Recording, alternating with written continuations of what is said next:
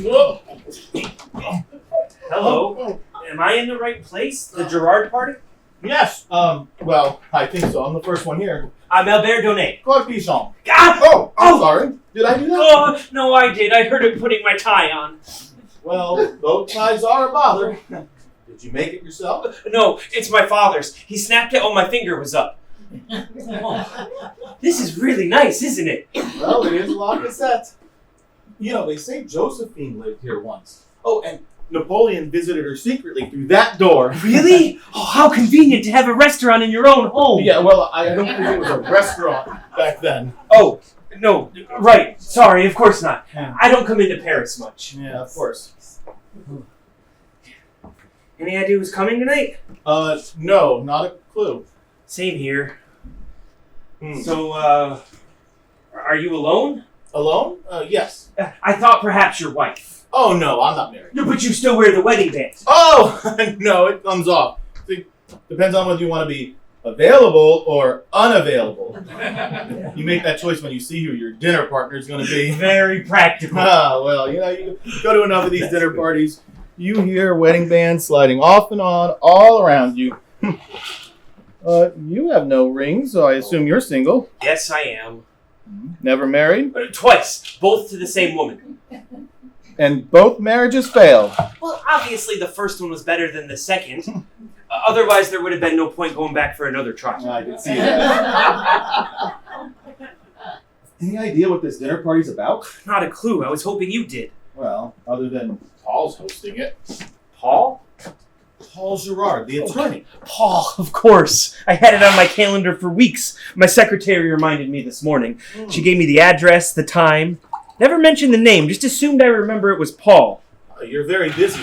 No, my secretary is. What is it that you do, if I may ask? I'm in the auto industry. Oh, really? In production? No, rentals. I see. Do you find that interesting? God, no. Bores me to death. It's my father's business. Actually, I'm an artist. I studied at the academy. Oh, good for you. What kind of paintings do you do? Cars, mostly. In the abstract.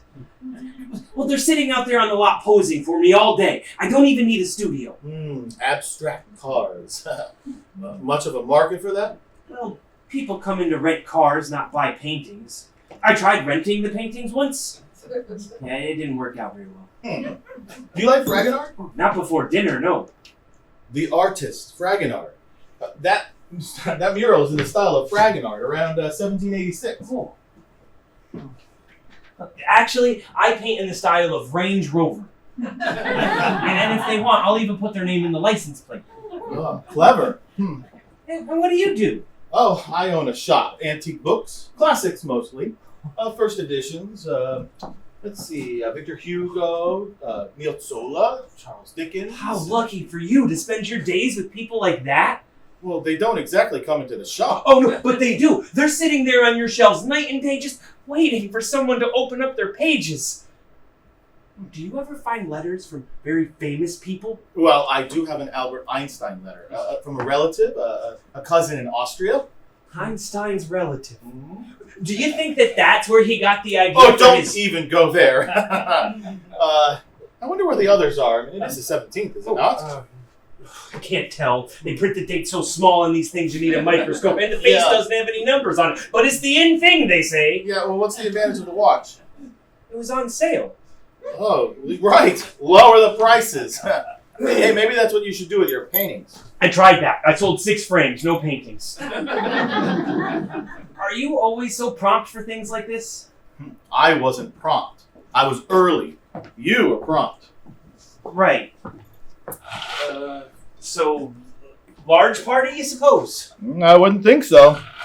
There's only 6 places for dinner. Does Paul usually give small parties? I haven't been to any of his parties. Nor have I. I don't party much. I usually paint at night. Ah, yes, of course, your car series. Do you ever paint people? Only if they're in the cars. Oh, of course. It's what you call your style. So you're not really close friends with Paul? He handled my divorce. Oh, really? He handled mine as well. Did he do well by you? It was a difficult time. Oh, yeah. Tell me about it. Oh, it's a long story. It all started with love letters that I wrote and No, burned. tell me about it. It's an expression, meaning I understand that you never heard of that expression before? Not really. I don't get out to lunch much. Huh? Have you ever been here before? To La Cassette? Yes, once. The upstairs restaurant. It's a bit steep for me, but the food, of course, was first rate. I have simple tastes. I'm not much into rich people foods. No organs, no lungs, no livers, no kidneys, etc. No meat at all? Some, so long as the meat doesn't have any body function. Oh, I see your point.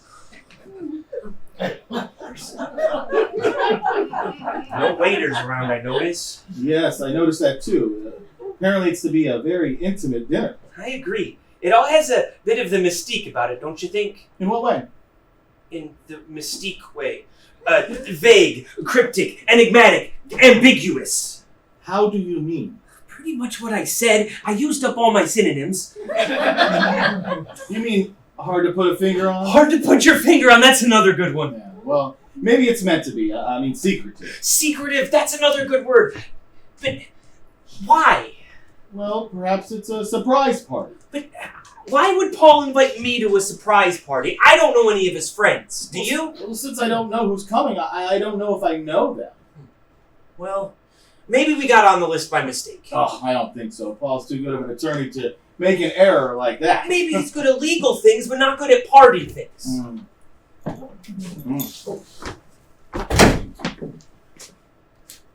Excuse me, is this the Paul Gerard affair? Well, we think so. It's just getting underway. Am I the first to arrive?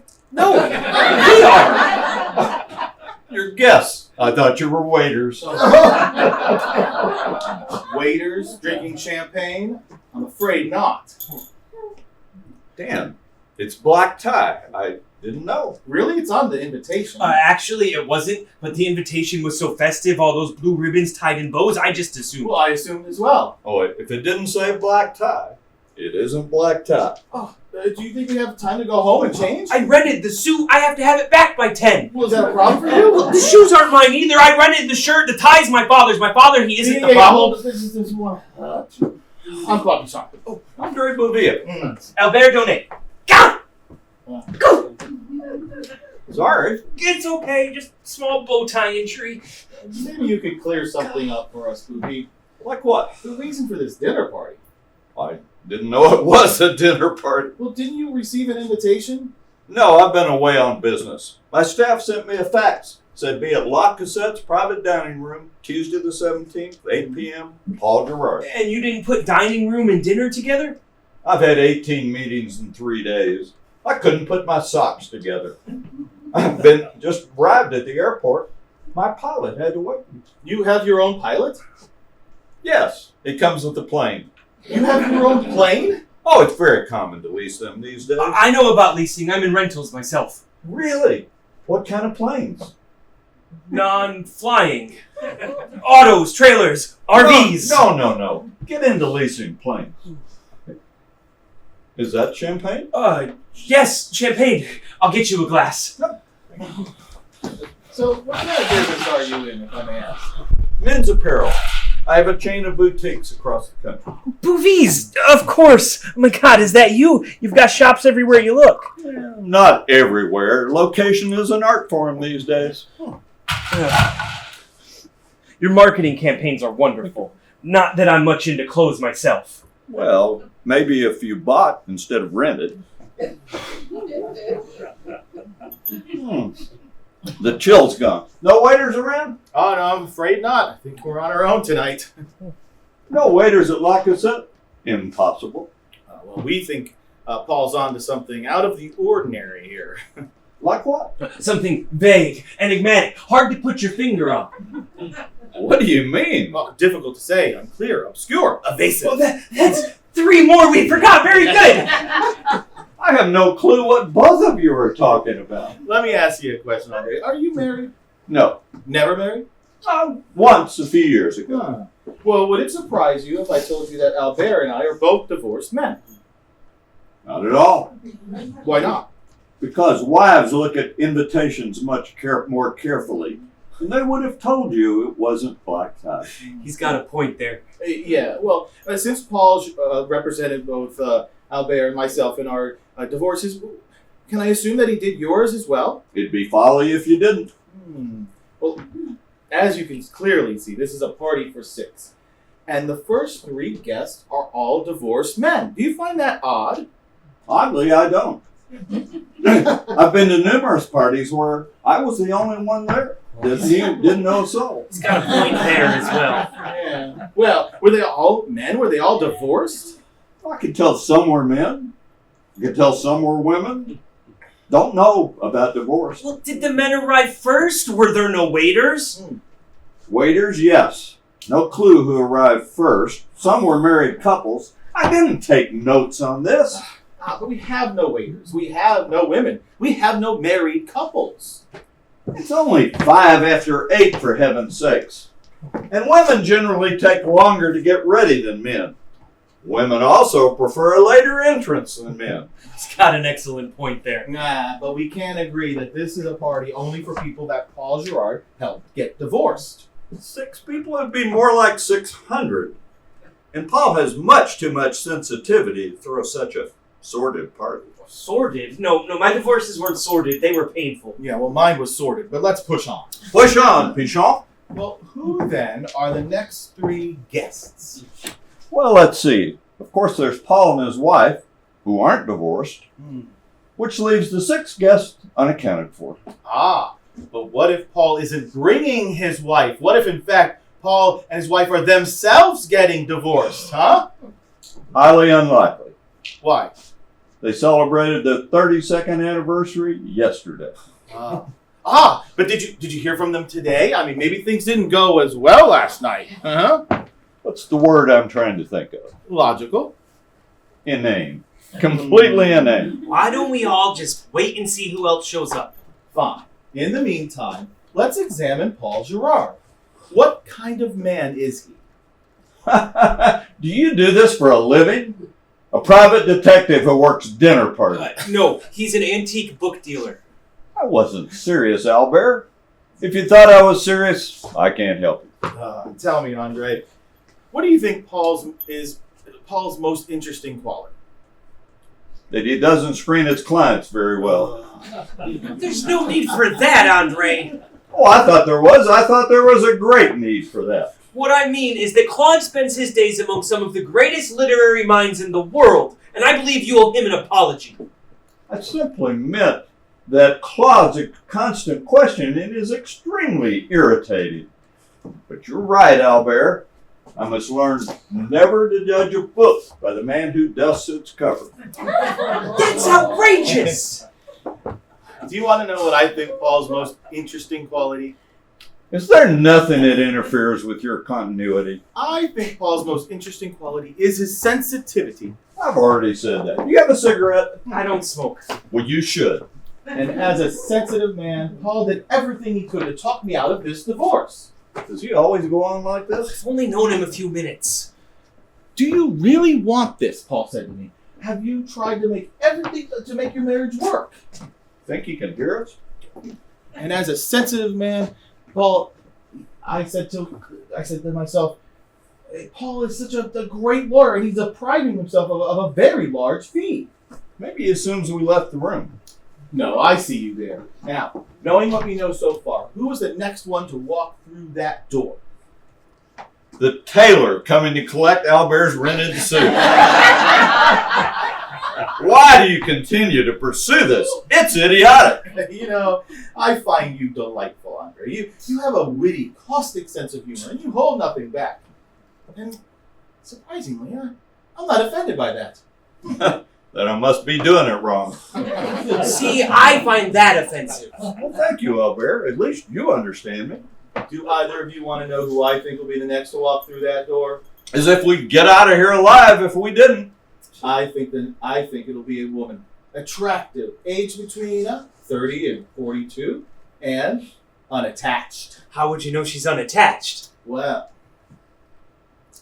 Because we're three single men, and Paul is much too much a gentleman to sing in a married woman.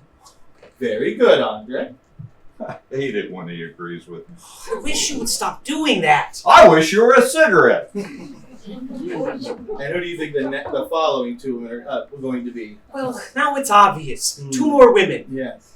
Am I right? Very good, Andre. Very good.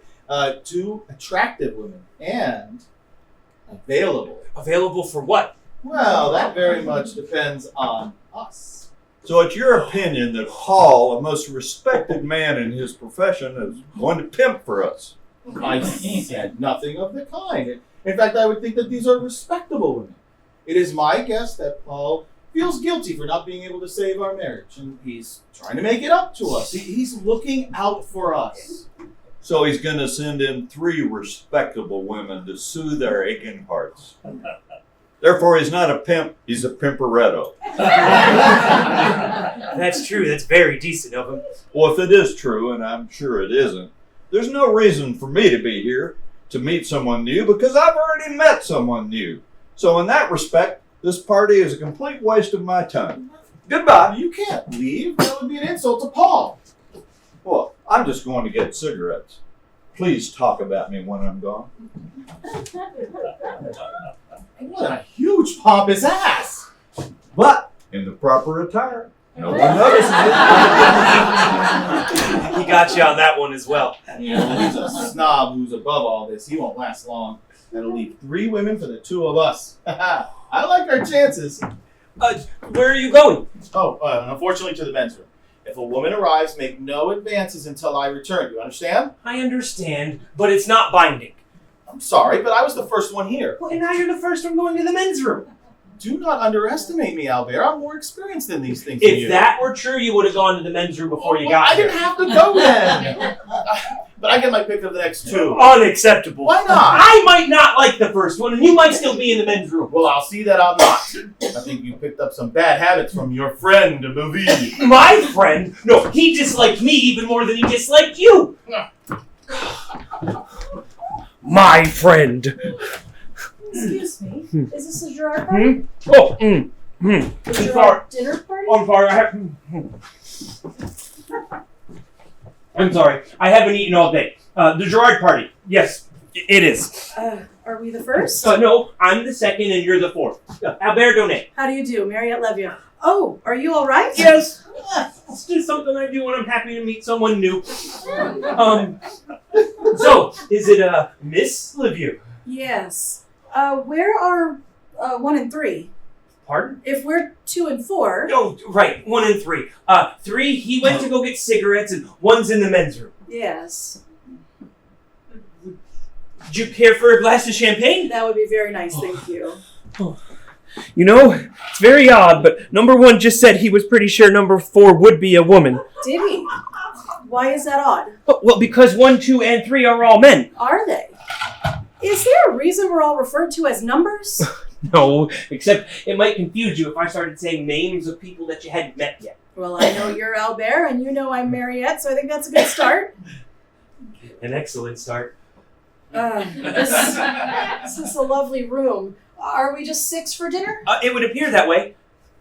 It's Albert, remember? Yes, you told me. I know, I meant in case you wanted to use it. Thank you, Albert. I will. I suppose 5 and 6 are Paul Gerard and his wife. We don't really know that. There's even been some conjecture that the Gerards won't be coming. To their own party? Why would they do that? There's been some confusion about that too, by 1 and by 2. I was 2, but now I'm Albert. Did the Gerards give you any hints?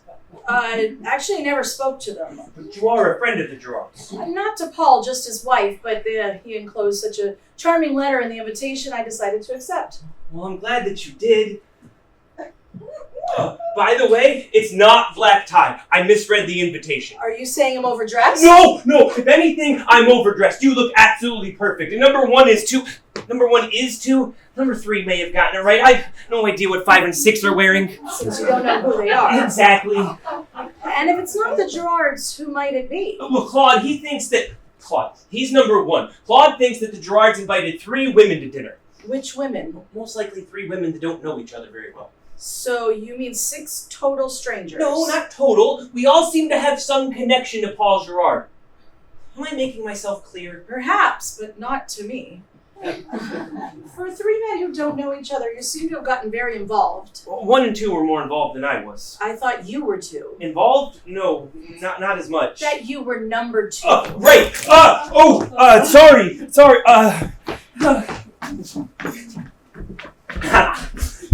Wait, so if you didn't know where you were going or what you were coming to, why did you come? Very simple. I thought it was time to get out and meet new people. That's why I came too. And that's what you and I are doing now, aren't we? No.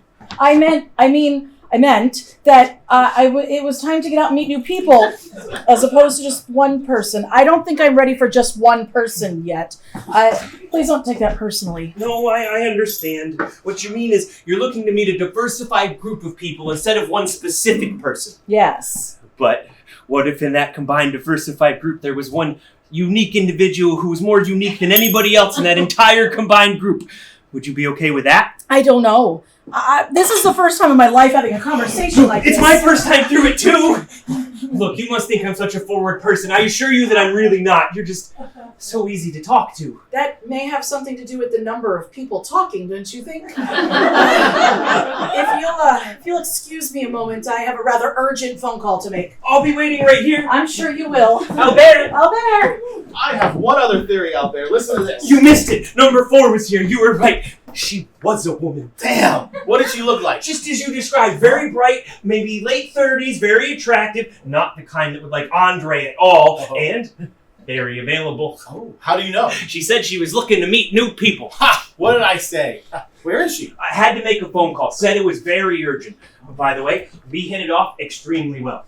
Well, which is not to say that she and I won't. No, you forfeited that when you went to the men's room. I forfeited nothing if she prefers me. No, we agreed that if I preferred her, you would get 5 and 6. If I found 5 and 6 to my liking, don't forget I have seniority here. How do you know you're older than I am? Not older, earlier. I was here first. And I was here promptly, and promptly takes precedence over coming too early. Well, wasn't it I who said it's going to be a woman, attractive, age between 30 and 42, and unattached? Oh, see, now you're too late, because she attached herself to me. Oh, well, she promptly unattached herself just as fast. The Gerards aren't coming. Housekeeper says they're in Sardinia. Exactly what I predicted. Never once mentioned Sardinia. Number 4 was here. She was a woman. Really? In the black evening suit. I saw her coming out. Very attractive, I thought. I've always thought so. Oh, you know her? Yes, we dated after my divorce. And hers. We spent a weekend in Morocco. Really? She didn't seem the type to do that. Go to Morocco? With you. Albert! You're actually being rude. Claude says I'm picking it up from you. How'd it go in Morocco? Amusing. Then I met someone else, as did she. You have no right making her personal business public. I wasn't making it public. I was telling you and Claude privately. Did she see you just now?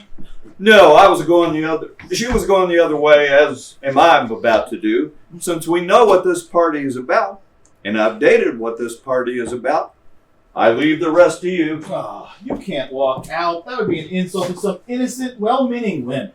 I can't speak for the others, and Mariette may be well-meaning, but I'd hardly call her innocent. Wait. Mariette? She's Mariette? Yes, Blonde, about this tall? that's her. Mariette Lemieux. Oh, you've dated her? Well, on and off. Then on again. Then I married her. Then I divorced her. Why would he invited us both? Christ, why would Paul do that? To brighten up the party, in lieu of noisemakers and paper hats. I called your house. They said you were at La Cassette. Christ, why would Paul do that? In lieu of noisemakers and paper hats. Oh, Jesus, you're here as well? Christ, who else is coming? My doctor, dentist, and accountant? Think so, that would make 7. If this is a joke, I find it appalling. Did you know about this? What, you think I would come in black tie to see you wearing the jewelry I paid for? Oh, this is the nightmare of my Oh, life. yeah, well, tonight's made me worse. Back to the original plan. I get 5 and 6. I'm leaving before this turns into farce. Oh, this already is farce. We're aiming for a much higher form of absurdity. Oh, I'm going to call Paul Gerard and ask for an explanation. Sorry, he's in Sardinia. Why didn't you tell me that? Because I didn't go out to the phone with him. I didn't have a clue you'd be here. You didn't have a clue during our marriage. If you two would rather be alone, No, I can... Albert, stay here. You're the only gentleman in the room. Gentlemen, he was just trading women in here like used cars. I try and be a gentleman, Mariette. Oh, but it's a long, steep climb. I can't believe you went to Morocco with him. You went public with that? It wasn't a stock offering, and I didn't know he was your ex-husband. What are the odds of my being in a room with 3 men, 2 of whom I dislike intensely? Did Paul know you knew my ex-wife well enough to take her to Morocco? I had no reason to tell Paul, since I had no reason to know you or who your ex-wife was. Doesn't it bother you hearing all this? No, it bothers me that I pay her half my money to hear this. It would bother me. Why, you're hearing it for free. And I didn't take half your money. You got half of your own money. Wait, so if you knew Paul was your husband's lawyer, why did you come to his party? Because Helena and I are best friends. Who's Helena? Paul's wife. Didn't you know that? No. Wait, so are you saying that you're best friends to the woman who was married to the man who represented your husband in divorce? In the history of speech, that sentence has never been uttered before. I don't think Helena knew who Paul was inviting. She just knew that I was looking to meet new people. Or maybe she thought you wouldn't recognize me now that I'm living on half my own money. Albert, from now on, I don't want that man to address me in the first person. Do you want me to tell him? I think he heard you say it. You wanted to meet new people? Haven't you met enough new people in Morocco? I don't consider someone trying to sell me a ride on a camel as new people. Tell him. Mariette doesn't consider someone Stay trying to out sell of her. this! Why don't you go outside and pay some used cars? And to put matters straight, I've been completely alone since my breakup with George Armand. I think this would go better without me in the middle. Who the hell is George Armand? I don't know! I'm sure he wasn't the camel driver. He was my attorney in the divorce. You never paid any attention to anything concerning me, did you? Really? Then why'd I pay her all that alimony? I don't know! I wasn't in the courtroom! Scarcely entertaining as this is. Y'all calm down. I'll call Paul in Sardinia and see what he has planned. Albert, you have a smudge on your face. I do? Where? In the men's room. In the men's room. Go and look. Oh, right. Excuse me, I have to... I don't want to hear it. I have a smudge on my face. Haha. Well, the only woman at the party. And you've already met your ex-husband, your ex-lover, and your next boyfriend. Enjoying yourself, Mariette? Sorry, but Andre never got to be an ex-lover, and Albert will never be my next boyfriend. Right. But I'm delighted to have you as an ex-hubby. As for me, I intend to be an ex-guest. I hope you and your friends have an exquisite dinner. Excuse me, won't you? Extraordinary! I heard Mariette shouting. She seemed very upset. She told you to leave and you listened at the door? I had nothing else to listen to in there. Is she coming back? Didn't you hear her say no? Why are you always a step behind? I told you! I can't read the numbers on my watch! No, I'm staying. Change my mind. Oh, I'm glad you did. I Albert, knew we would hit you leave us alone, please? Yes, I have a smudge on my face. Claude, I know this is awkward, but do you know what I never got a chance to say at our divorce? That you take less money? God, is that all you divorced men talk about? What, do you think there's a club we all go to on Thursday nights, sit around and say, hey, remember when we had more furniture in this club? If there's anything at my apartment that you want, come and get Oh, it. fine, when do you open? You were never this materialistic when we were married. Of course not. I still had my material.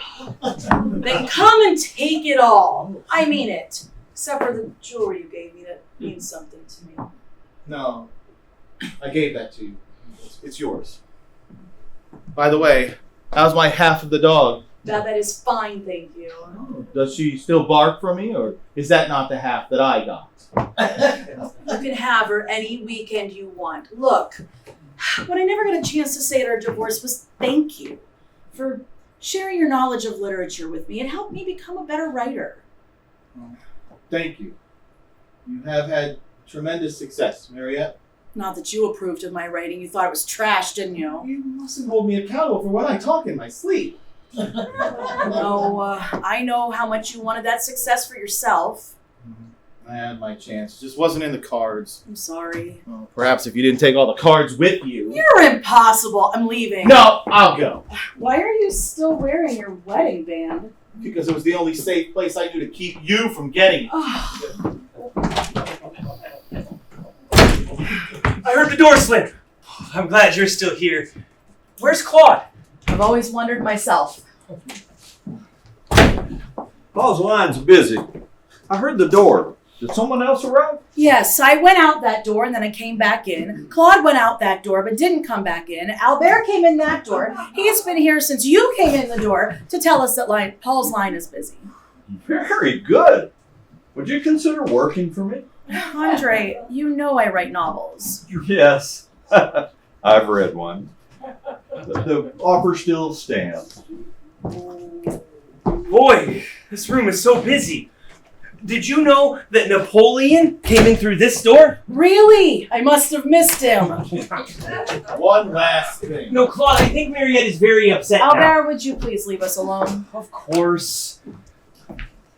It's just, I don't know what to do in there anymore.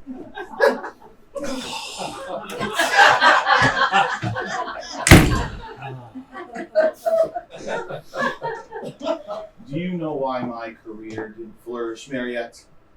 because all the writers I aspire to be were beyond my reach. All those writers in my shop, Voltaire, Victor Hugo, Emile Zola, Thomas Mann, you were right to learn from the best. they defeated me.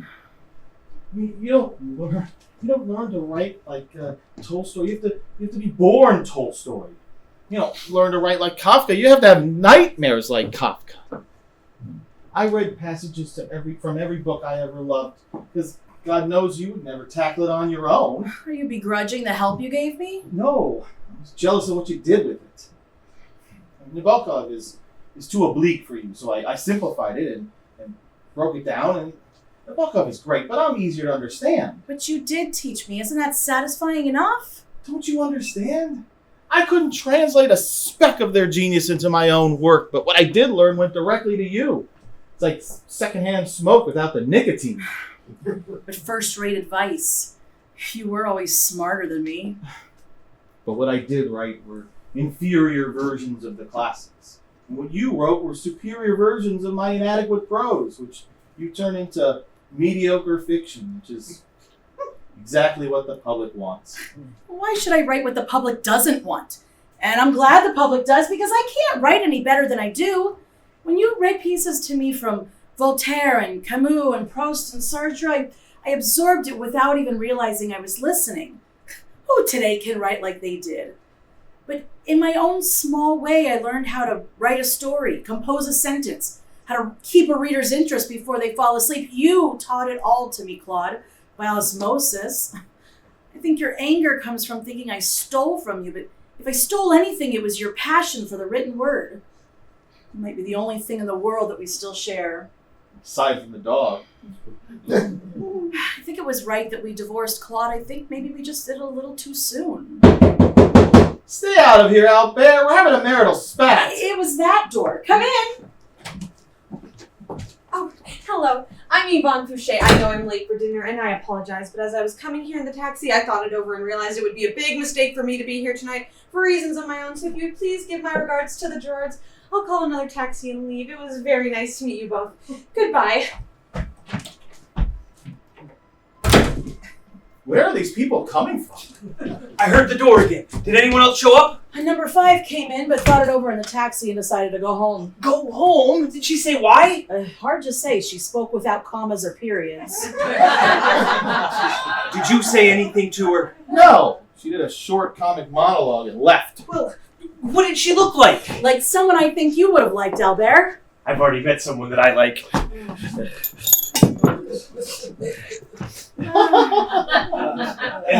you think I'm out of line here, Claude. Oh, no. I got off of that line 2 years ago. But you can take Mariette home in one of your abstract cars. I'm not yours to pass to strangers, Claude. He's not a stranger. He's a guest in a rented suit. I'm thinking about buying it.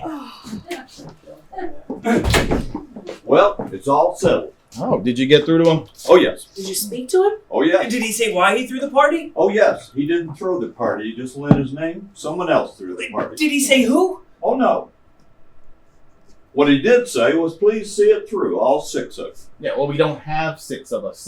Number 6 hasn't arrived yet. Number 5 did arrive, but then she left. Why'd she leave? Because she's smarter than us. Why did you let her leave? I never saw her come in.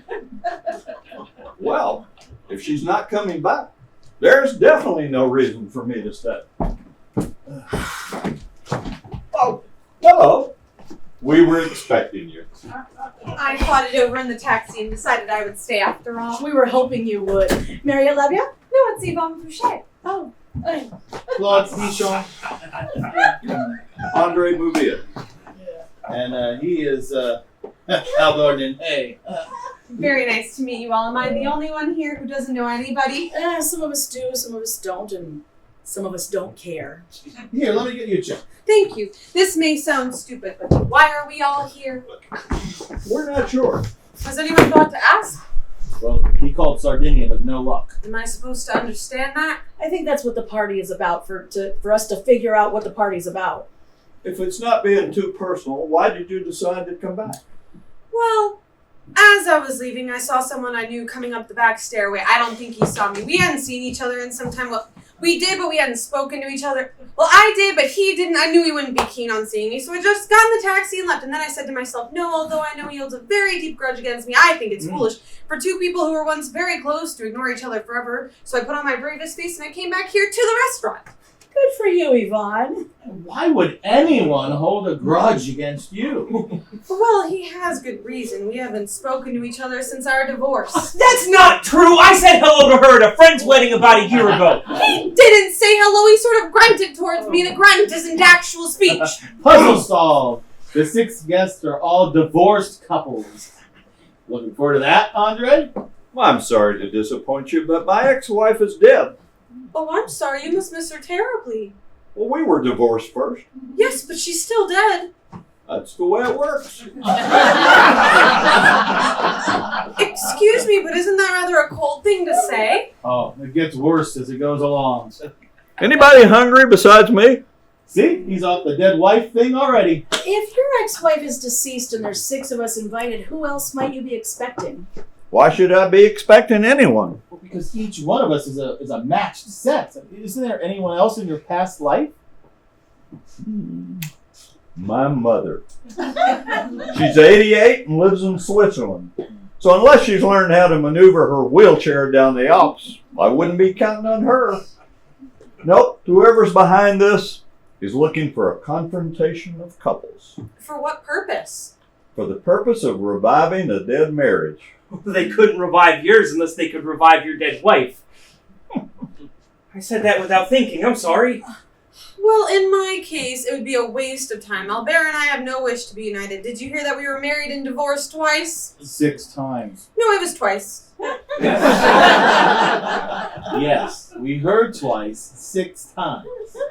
You said you came back because you saw Albert on the stairs, but if you were not speaking to him, then why come back at all? It was Albert who wasn't speaking to me. I came back hoping he would. To win him back. Not at all.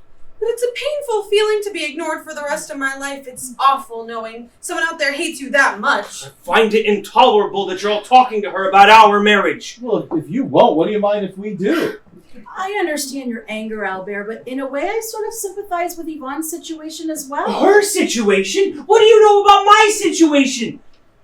What a disappointment you are, Mariette.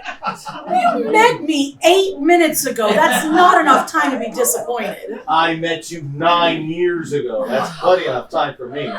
I'll be at the bar. Andre, care to join me? Not really. But I'll come anyway. Well, then I'm leaving as well. Please, Mariette, ask him to stay. I'll be out in the hallway. No, I want him to stay here in this room. Albert, she wants you to stay here in this room. Why? I have no intention of saying a single word to that woman. Even if he won't speak to me, I have things to say to him. Yvonne is quite willing to do all the talking, Albert. But if I choose not to listen, I won't. I'll take that chance. How conciliatory of you, Yvonne. How accessible of you, Albert. I'll leave you two to have a nice quiet talk, or half a talk, however it goes. Well, you're looking well, Albert. At least your back is looking well. Although your shoulders are sagging, that's always a sign that you're unhappy. When I first left, you swore that you would never speak to me as long as you live. I thought it was just a figure of speech, but you haven't spoken in a year, so I guess it's a figure of dead silence. I know it hurts when someone leaves and breaks up a marriage. 2 marriages, but I never meant to leave you twice. I was satisfied with leaving you just once, but you insisted we tried again and we didn't. It didn't work again, so why am I being punished for being right? I know what shaking your head means. It means that I just don't get it, that I never got it. Well, if you've never said it in words, Albert, what is there to get when you've never given, when you claim I haven't gotten? And when you look up at the ceiling, it means, what's the point of talking to her? She lives in her own world. Perhaps that's because you think there's only one world, your world, and because your world is very angry with me, I decided to stay in my world, hoping one day we could step out of our world and into the real world. Don't look at me like that, Albert. I hate that look. If I called the police, they could arrest you for looking at me like that. I admit we did speak during our first and second marriage. You were were so hesitant about expressing yourself or revealing yourself. I know you got very angry when I suggested you find a doctor who specializes in communicatively challenged people. You were always sweet and gentle, Albert, but we had a vague marriage. It was like a window that needed washing. Something is out there, but I could never see what. The only thing you were clear about was your silence, and your silence was deafening. Why such a cruel punishment to me, Albert? Why?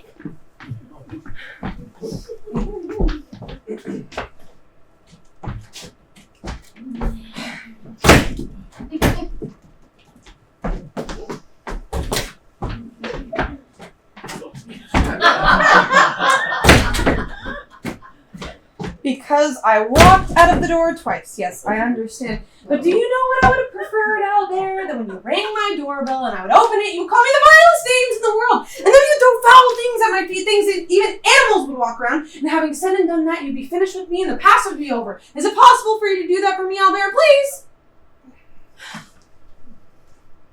All right.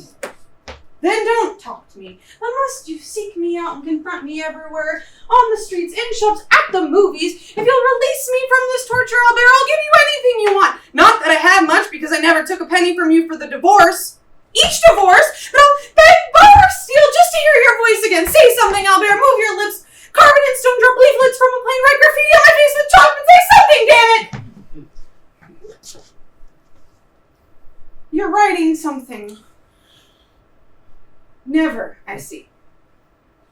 Never, never, never. Yes, I got it, Albert. Well, I guess there's nothing left to say now, is there? You're leaving. Yes, I understand. It was wonderful speaking to your finger, Albert. God bless you. Oh, thank you. Was that him? Did he just say thank you? Oh, dear God, he spoke to me. He spoke to me! I always knew what happened one day. I never thought it would be like this. Even if you didn't mean it, it's over, Albert. You spoke to me. I didn't speak to you. It was a reaction to God bless you. If you had sneezed, I would have untied you. Still, it's over. I'm free. I can breathe again. You're not free. I was just being polite. No, I'm free. Free, free, free. I'm free as a bird. God bless you, Albert, my dear sweet friend. I spoke not because I wanted to, but because I couldn't take the pressure anymore. Was your anger that great? It's the only defense I had. Defense against what? Against admitting to myself that I still loved you, still wanted you. If I had remained distant, silent, I could have protected myself. I could have built a wall so high it would have protected me from you forever. What's safer than 2 divorces, Albert? I'm sorry I caused you so much pain. Not talking to you kept me from wanting you. Why do you still want me? I always want you, but now I can survive without you. It's safe for me to say your name again. Hello, Yvonne. What's new, Yvonne? How have you been, Yvonne? Oh, so, not much new. I saw a wonderful movie last week. I know. I waited for you to come outside so I could not say a word to you. Yes, I saw you. Please don't smile. I'm not laughing at you. I know, your smile weakens my resolve. Sorry. Well, are you seeing anyone special, I mean? Yes. Well, very, very briefly. I'm not sure that it's going to work out. Who is she? Mariette. I thought you just met her. Yes, I told you it was very, very brief. What about you? Are you seeing anyone? Well, you would know. You've been 4 steps behind me the entire year. I'm partly hounding you and partly to protect you from unsuitable men. Like me. You weren't the wrong man, Albert. We were the wrong couple. And now that we've settled things, you won't confront me on the street corners and other places, will you? No, never. It doesn't hurt with you. Oh, thank you. And now that you've promised not to hound me, I promise not to marry you a 3rd time. A 3rd time? I don't have a friend close enough to come to a 3rd wedding. Then let's be grateful for the little things. It's nice talking to you again, Yvonne, without anger or rancor about, well, what I did to you this year. Well, I understand why you did it. I'm sure you thought I was cruel to you. But in marriage, people are always cruel to each other. I loved you the entire time. You thought you did. But many's the time I saw that, God, I dislike you intensely look. I never disliked you intensely. Intensely. Sometimes you would glare at me and your eyes would grit their pupils. You can't grit your pupils. You'd go blind. And then you would flare your nostrils and bite your lower lip and bang the side of your head with your knuckles. You look like a small gorilla that hadn't been fed in the zoo. I never did that, ever. I have pictures of it. Wait, you went and got your camera and took pictures of me banging my head with my knuckles? Yes. You were furious with me because I was angry at you, and do you know what you did to make me that angry? No. But I bet you got a picture of it. I'll tell you what you did. You loved me too much. I loved you too much? How was a thing like that even possible?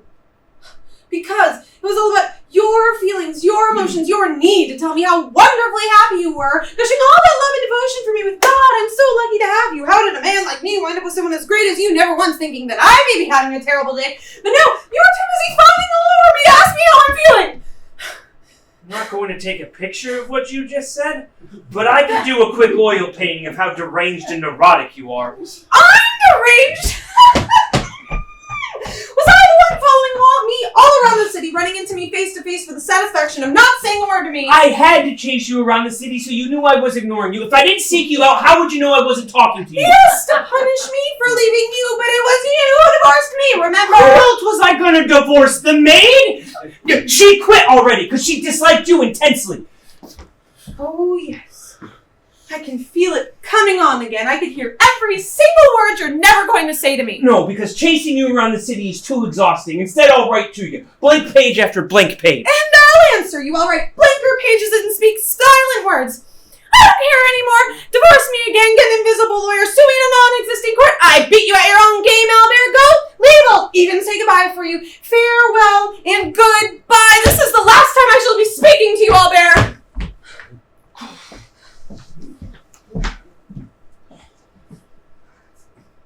I'm sorry this happened, Yvonne. Are you going to be staying for dinner? Aren't you going to go over there and slam the door twice? I don't want to be cruel to you again. Well, thank you for that. Goodbye, then. Yvonne? Achoo! Gesundheit! Oh, no, you don't have to cry. I'll finish it. God bless you. Goodbye.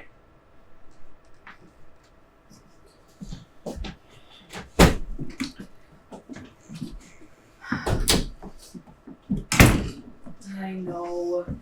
Never, never, never, never. I heard. God, I hate marriage. The loving isn't worth the misery. Sex isn't worth all the bother. Do you know of anyone who's happily married? Yes, 2 pandas in the London Zoo. I like you, Mariette. I like you too, Yvonne. Too bad they didn't invite just 6 women. We could have gotten along so well. Last one here, I hope. If not, I'll make a re-entrance.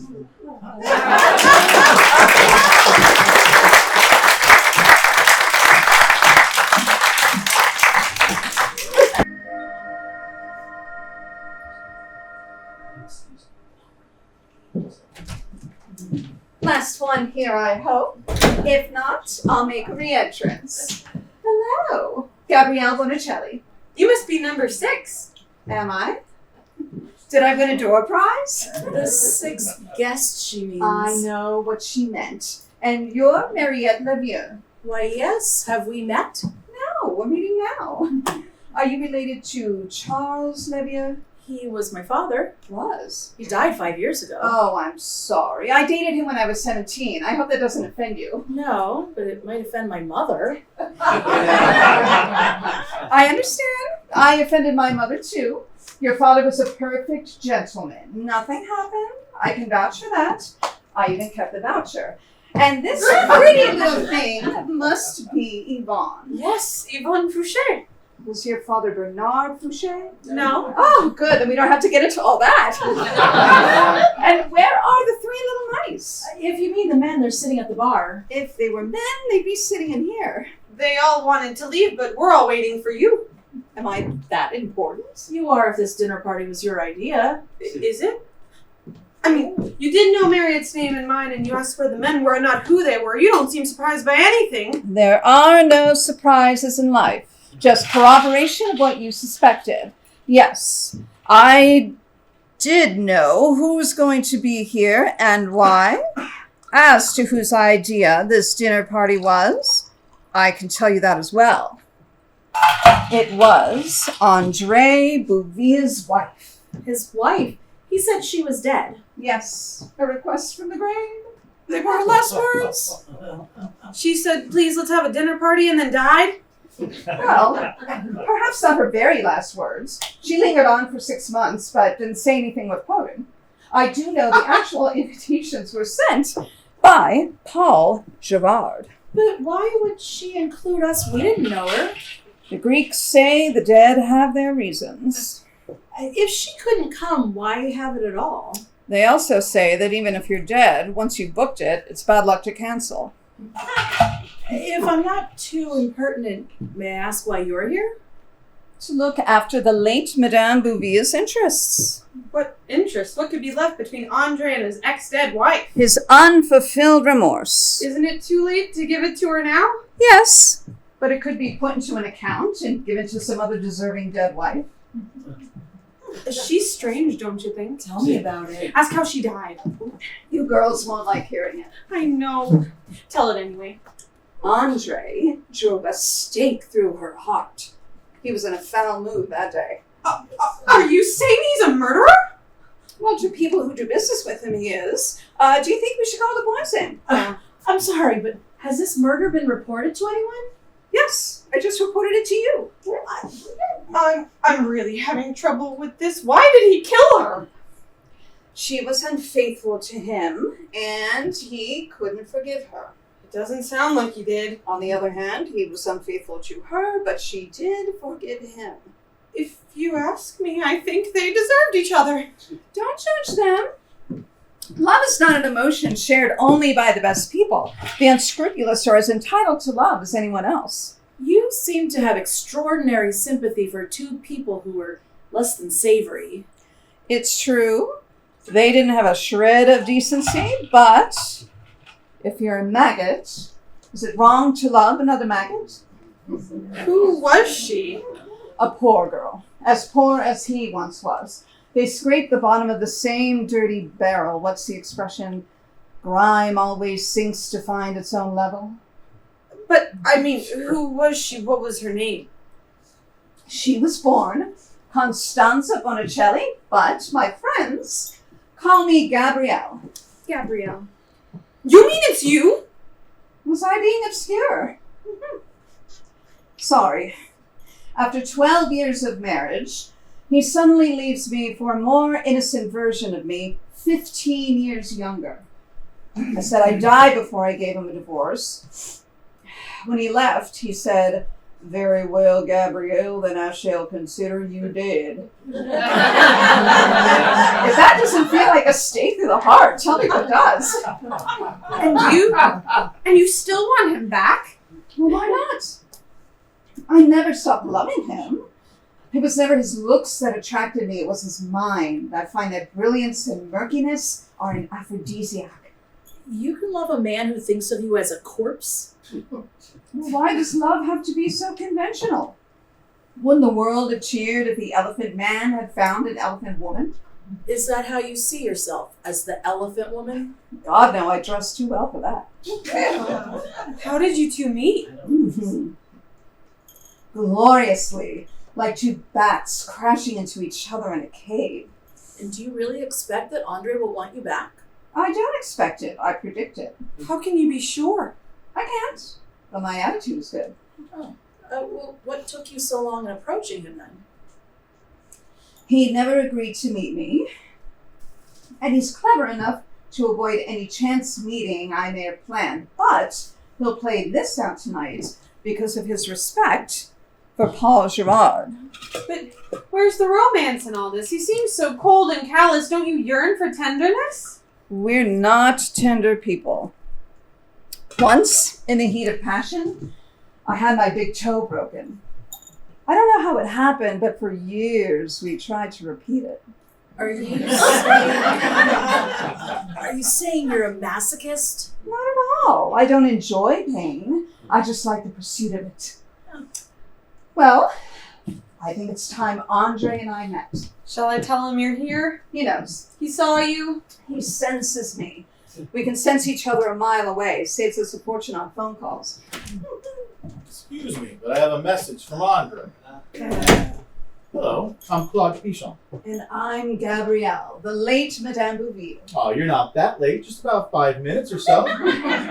As you can see, Claude, she's not deceased. Yes, you writers are so observant. Does it bother you that Andre told us that you were dead? Not at all. We called each other pet names all the time. I can see you've spotted his flaws, haven't you? His mouth leaves tracks wherever it goes. Well, whatever world you're in, he wants a word with you in private. Does Albera still think she's dead? He'll walk in here thinking it's a seance. That's very good, Yvonne. Thank you. I'm rarely ever funny. Please tell my ex-husband that I'm very anxious for him to join me from whence he sent me. Well, I think it's fair to say that it's Albert's, in my opinion, that as soon as you two have your talk, this dinner party's over. I think not.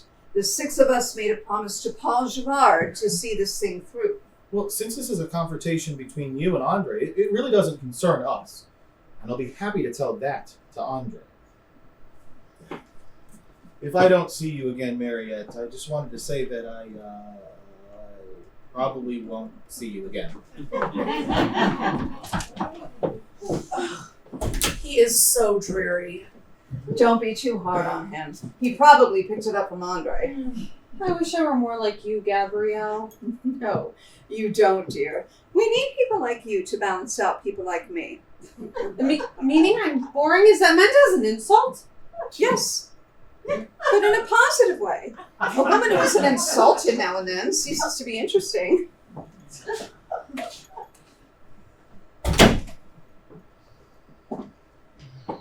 Oh. Hello, Andre. I'm sorry. I really tried staying dead for you, but the spirit wasn't willing. Angry? Not even surprised. I saw your hand in this from the beginning. Can you ladies hear this all right, or should I speak louder? No, I can hear you fine. Which is why we're leaving. Oh, Gabrielle, I just wanted to tell you, don't let anyone I know, and thank you for not saying it. Not saying what?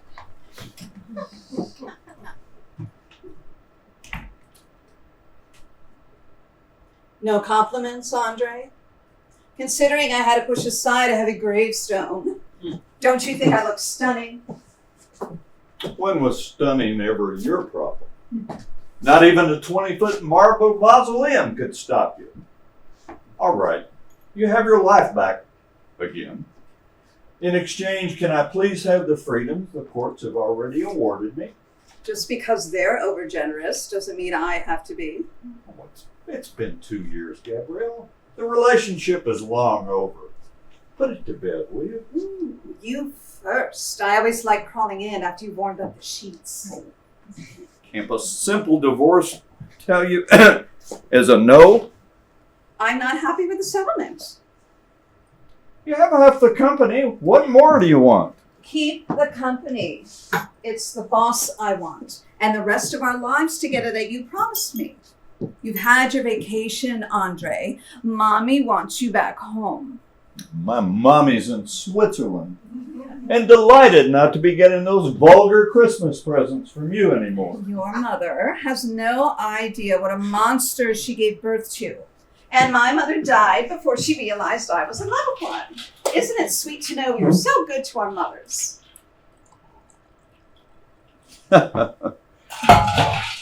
You really enjoy hounding me. We've done doggy things before. You never complain. I know this won't ruffle you a bit, but sometimes you disgust me. Why not now? You always preferred your pleasure in the most unlikely places. Oh, call this night off. These people don't want to be together. Nothing's going to come of it. It's graceless and self-serving on your part. Self-serving is what kept you and me alive. I want this dinner party. Let's wait and see till we've all been put to the test. What are you going to do? Spring something dreadful on us? Leaving shattered lives all over La Cassette's dining room floor. Damn it, Gabrielle. You've become a caricature of yourself. It makes me sad. You Sad. Then this has to be a first for you. I've never seen a teardrop made of ice. When did I ever claim to be boyish and unassuming? We were what we were. Two termites eating away at each other's innards till our structure collapsed. I never want to set foot in that condemned house again. Honey, you don't even have to ring the bell. I could have you back in a second, but I'd rather toy with you first. You really think you're that clever? I'm not clever at all. I'm just determined. Oh, stop it, Gabrielle.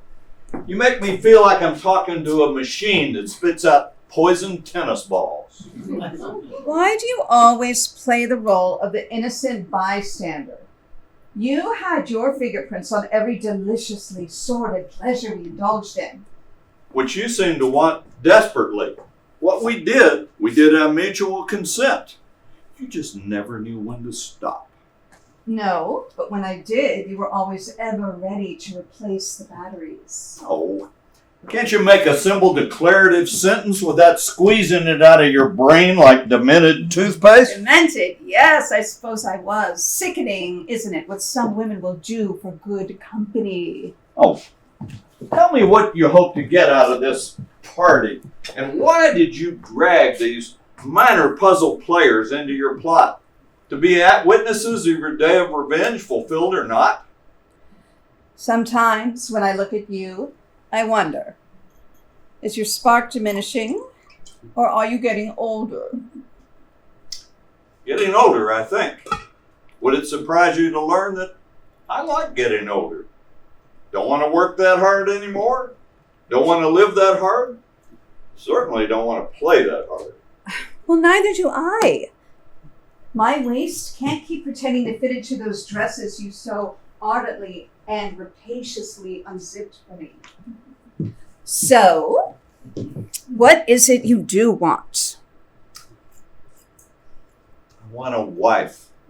A wifely wife. Someone who'll let me sleep through the night. Someone who'll think that staying home is a good time to read a book or have a conversation that doesn't require heavy breathing. And someone that'll give me what I suddenly and surprisingly yearn for. Children. I was never against having children. With us as parents, they'd wake up Christmas morning playing with tarantulas. I satisfied your every whim for 12 years, and suddenly you've grown tired of whimsy. I grew tired of it years ago, but I never complained for fear of losing you. I never minded being your favorite horse in the stable, Andre. But I'll be damned if I'll let you go to the pasture without me. I'm getting married next month. I can stand a minor interruption. I'm serious about this woman. She'll get over it. I've half seduced you already. A month ago, you wouldn't have taken my call, yet now you're standing in front of me, glued to the floor. Just so I can tell you that for the first time, I know what real love is. Love is easy, Andre. Eternal desire, however, is a bitch to break. Our desire, as you call it, turned ugly somewhere along the line, and we both suffered for it. I stopped making love with you, rather at you. I used your body as an outlet for all my repressed anger. Your womb became a receptacle for all my self-loathing at not being able to break the hold you had on me. I plunged into you like an animal, not to possess you, but to use force against you so you'd have no choice but to let me loose. And in trying to assuage my guilt, I made you my partner in crime. Let me go, Gabrielle, and you can win your self-respect back. Let me go, and you can return to that fork in the road where we once, many years ago, went wrong. If I had that much power, do you know what that makes me, Andre? A witch. And only the son of Satan can make a witch. Oh.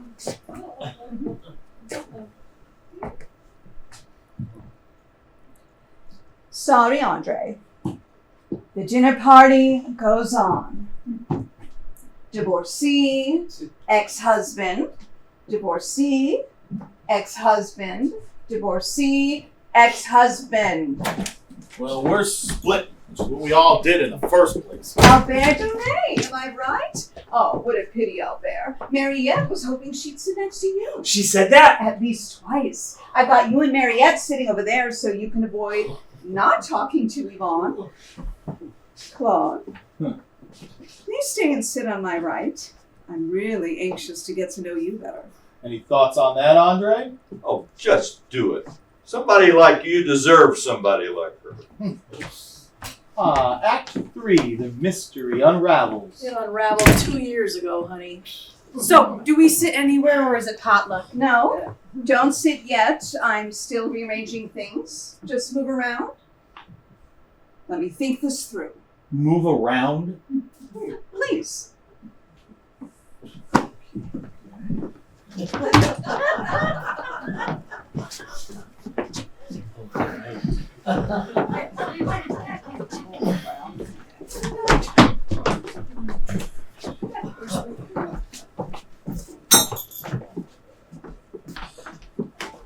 Stop.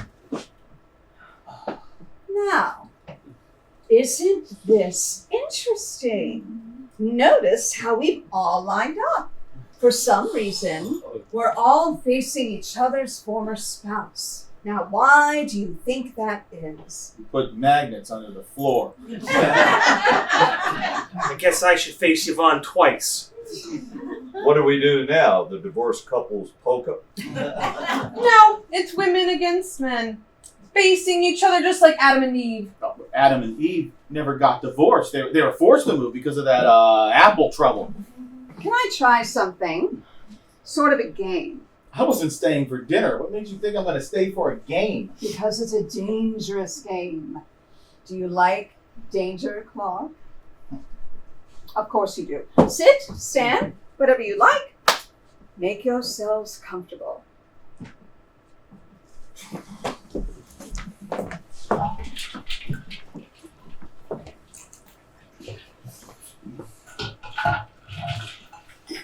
Thank you.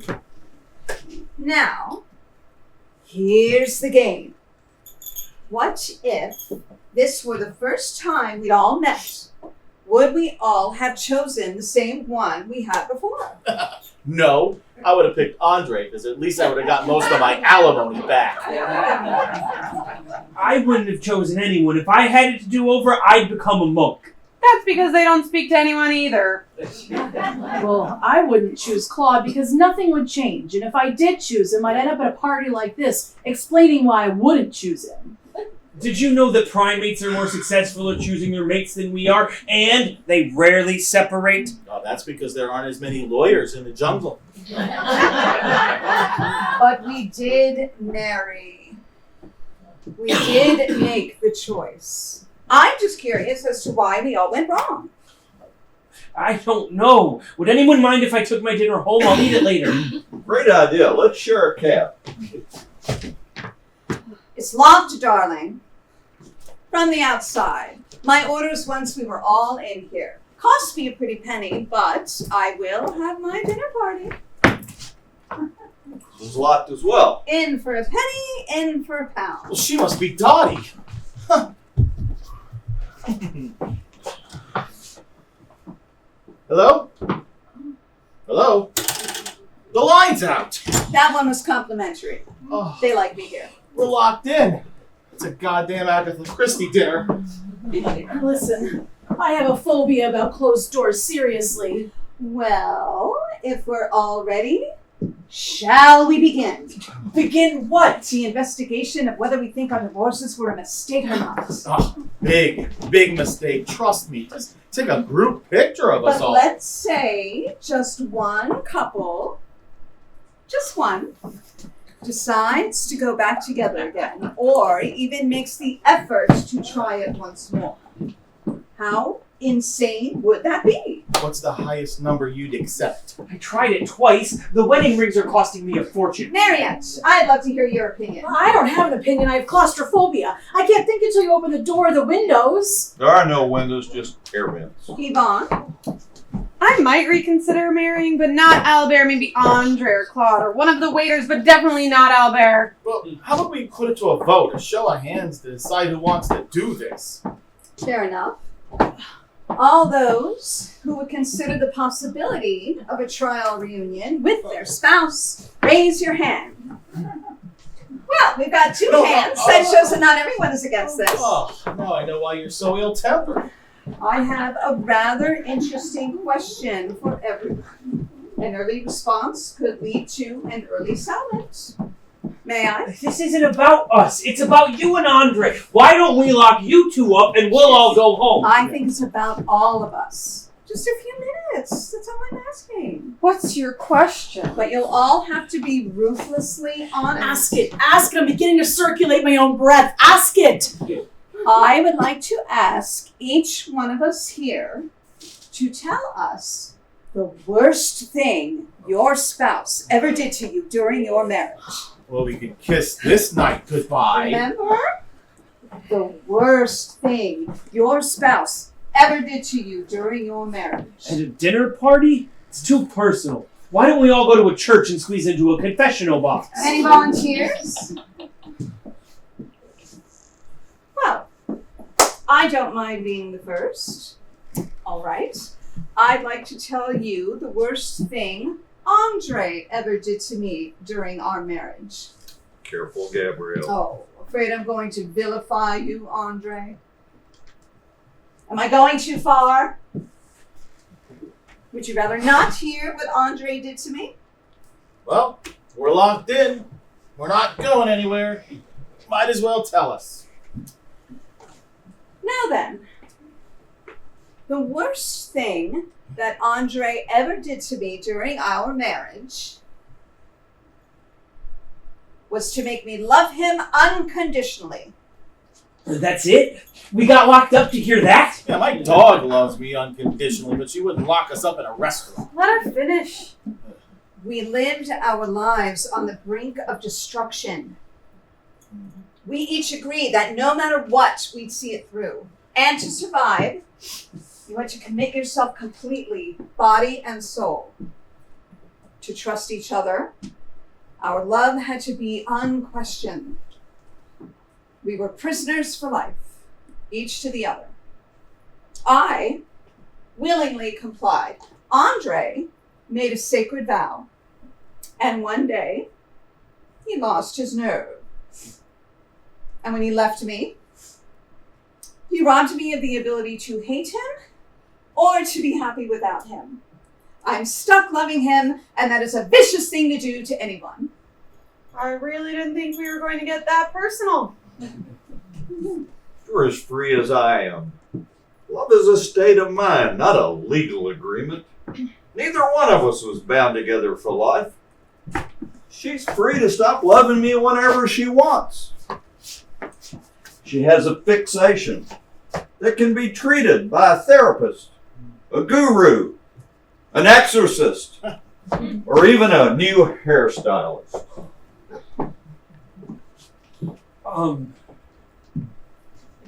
Excuse me, but is this really how you thought you'd get couples back together again? I told the truth. Andre's truth, like his menswear, fits his style. Do what you want. I'm ready to get on my knees and start sucking air from under the door. Okay, I'll play. Do y'all want to know the worst thing Mariette did to me during our marriage? Just don't take up too much oxygen. No, I'll be quick. Just one sentence. At a book party in her honor, as she was about to introduce me to her publisher, she forgot my name. I said Claude. No, I said Claude. You looked at me blankly and your eyes said, "Help me, whoever you are." It was my first book party. I was petrified. I didn't do it on purpose. No, but your subconscious said, "I wish you weren't here." No, my subconscious said I wish you were here and proud of me. But you were just thinking, why is this cheap publishing house publishing her cheap novel? Those are your thoughts, not mine. Funny how thoughts are more honest than words. In your heart, you were too frightened to do it on your own like I did. You just...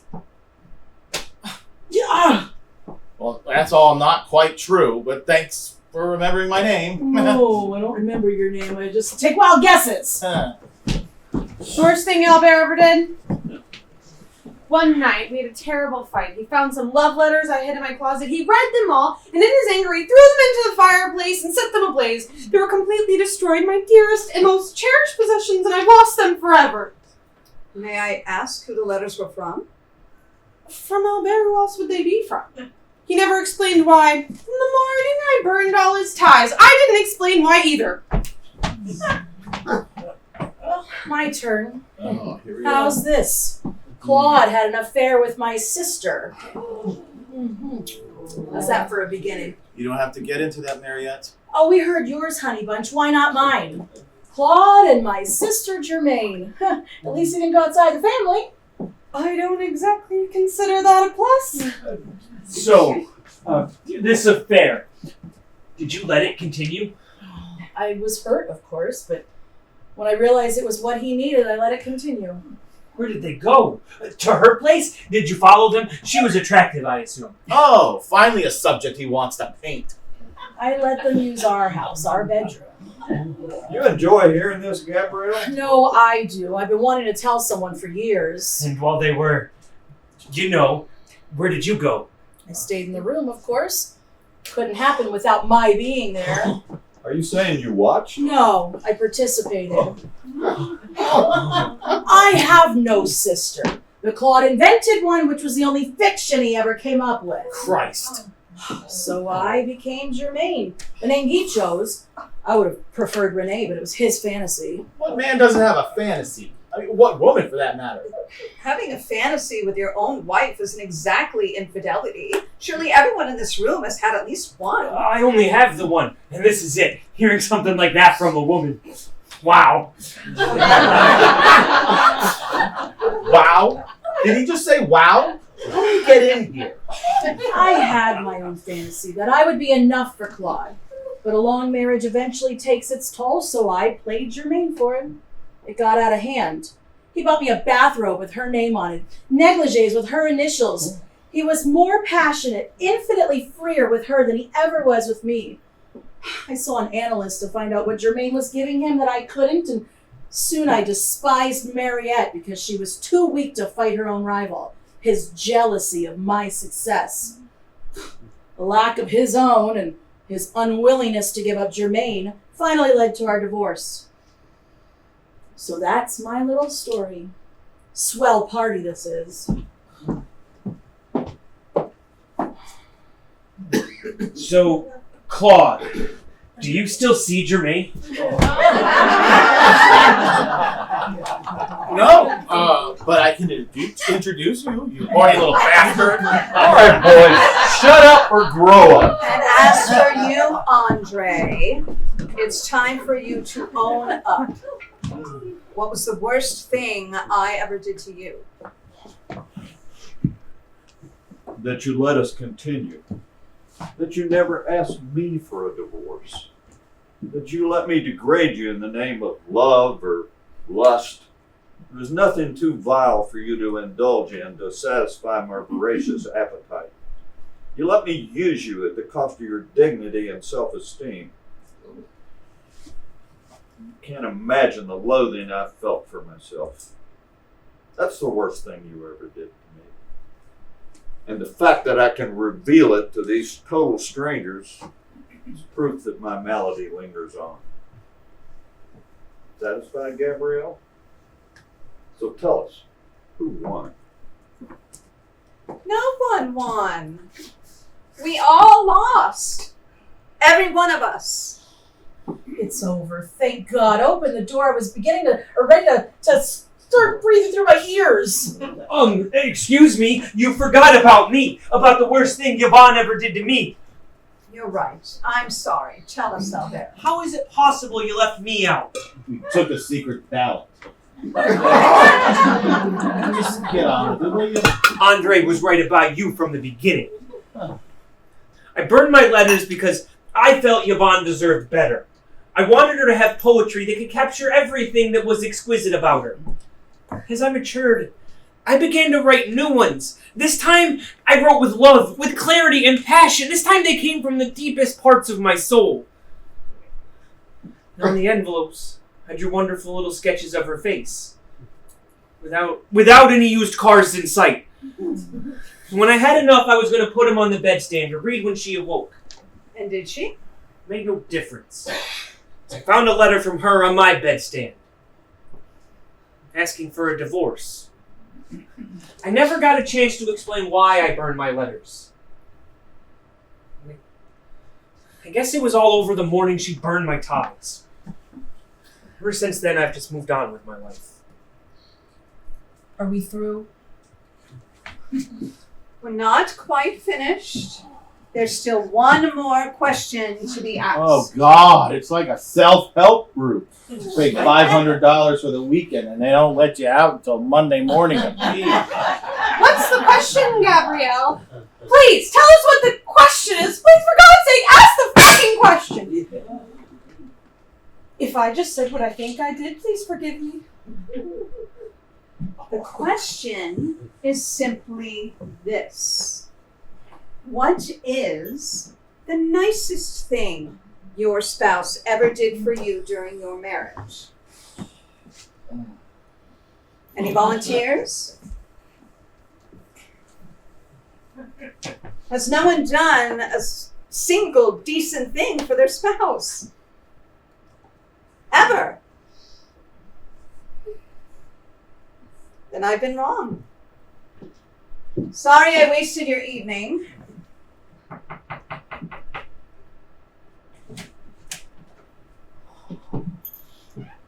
It's open. Freedom is just outside. Well, there was something Albert used to do. Wait. Please, just hear Yvonne out. Yvonne. He would bring me a warm croissant and hot tea every morning, then would sit on the bed and look at me lovingly. His eyes were warmer than the croissant, and his hands touching mine were more soothing than the honey he stirred in my tea. No matter what cruel things I may have said to him the day before, I knew I'd wake in the morning and find breakfast and Albert in front of me on the bed, and I felt more loved than I ever thought was possible. Even on the morning when I left the letter saying that I was leaving, he still brought me my morning breakfast. He didn't say a word, but I could still see the tears in his eyes as he left. I will always remember you for that, Albert. Always. Well, we all will, Al. Gabrielle, no more parties, okay? Sit down, Claude, or I'll tell him about my twin sisters, Lily and Millie.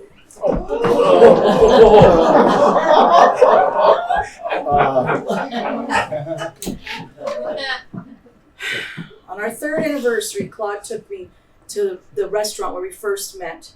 He gave me an exquisite pair of earrings from Cartier. As beautiful as they were, it was the note that touched me. I still remember every word. To my dearest Mariette, if I were never born, I would have still found a way to love you. If we never met, I would have kept on looking, hoping to find you. If I died, I would sit on some distant cloud, watching over you. And if I lost you through my own foolishness, I would forfeit my eternal happiness to win your forgiveness. Your devoted and loving husband, Claude. Interesting that I should be wearing those same earrings tonight, isn't it? I want to do this. I'm just not ready yet. Someone else, please. Well, I was more confident in my prose in those days.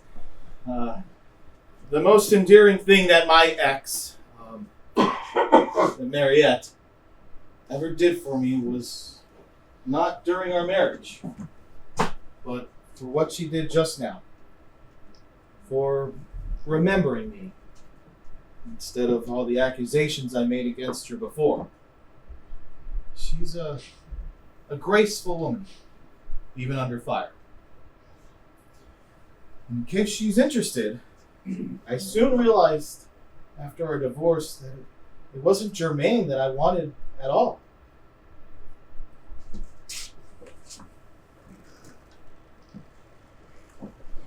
Albert? Andre? Anything to say? Not yet? In that case, let me tell you the nicest thing Andre ever did for me during our marriage. I can say it in one word. Everything. It may not be everything that someone else would want, but that depends on how you choose to perceive it. He would never stand up to scrutiny under the microscope, so I avoided the microscope and accepted him just as he was. As I said, I loved him unconditionally because conditionally would have destroyed us. I loved him not despite his flaws, but because he never tried to conceal them. I knew what I was getting, and what I got was what I wanted. I never separated the good days with him from the bad days as long as I had all the days with him. He's not a kind man, but he's the kind of man that suits the kind of woman I am. I pray to Almighty God, who I don't think approved of us very much, to let me spend the rest of my days with him. His gift to me was to make me feel alive, and for that, Andre, I thank you. As to what I'll get, well, we'll just have to wait, won't we?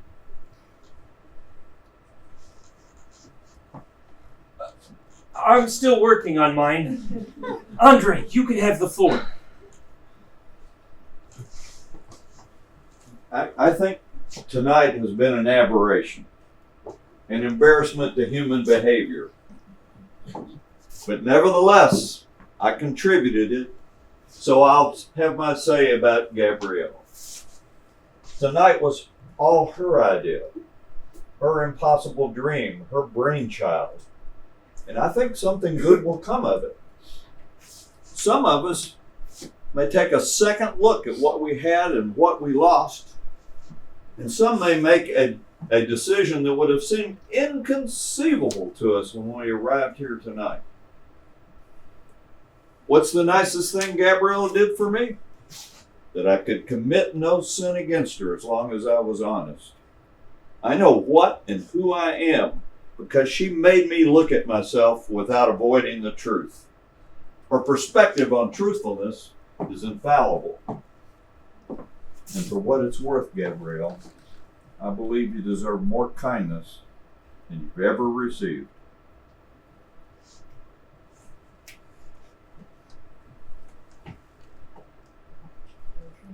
So it comes down to me, right? Okay, about Yvonne. Earlier tonight, she told me that when we were married, I loved her too much. So, shouldn't I be the one to decide how much to love somebody? It's gonna be my heartache, I'll deal with it. But what I didn't realize was that if she loved me 100% and I loved her 140%, she could never catch up to me.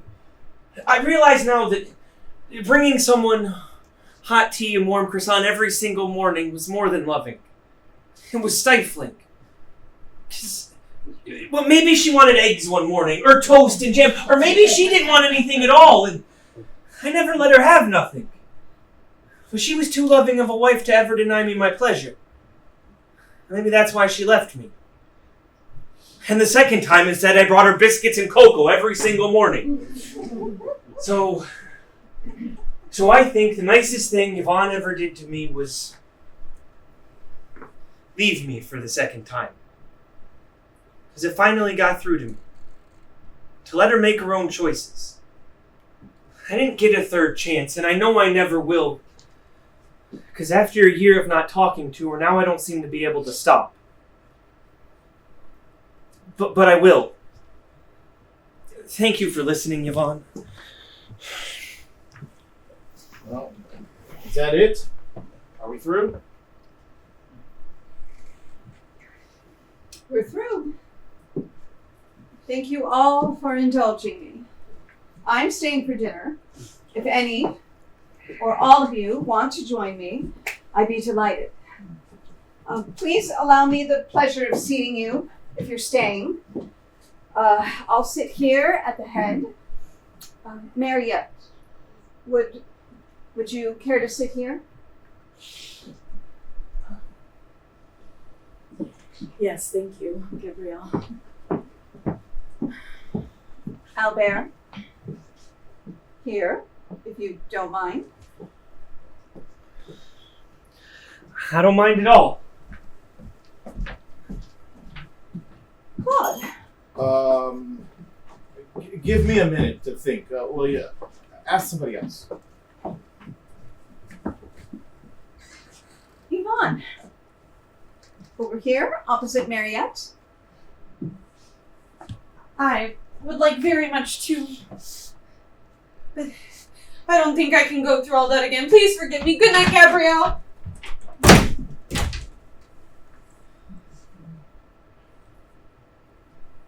Andre, I thought here on my right, or wherever you'd like.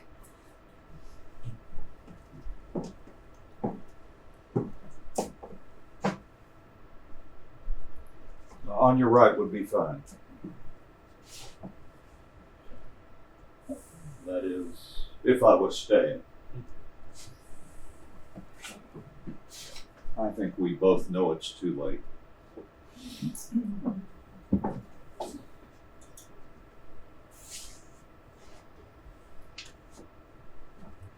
I'm sorry.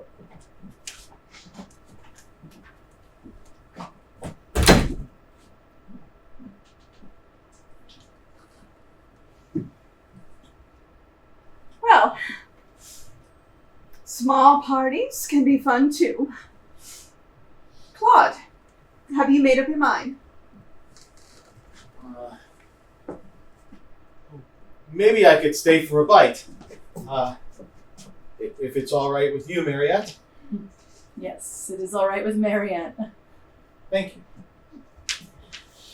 you. Well, I do have one happy surprise. At least we won't have to serve ourselves. Yes, it's Madame Bonicelli. You may send the waiters in, please. No, just 4 of us, it seems.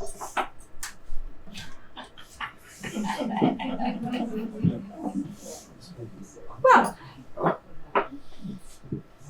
not too bad. On a scale of 6, we've got 60%. Sorry, I would have changed my mind in the taxi anyway. If you don't mind, Albert, I'll order for myself. Mariette, I know you don't like being closed in. Why don't I keep the store open, just in case?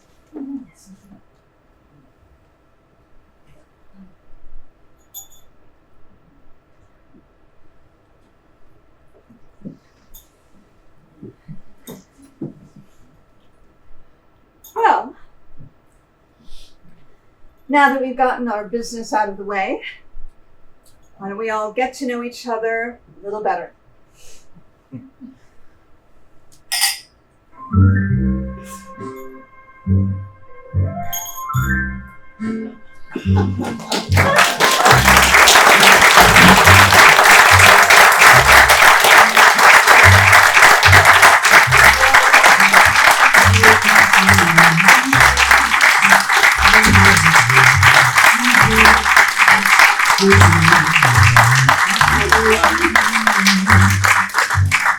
When you kiss me, I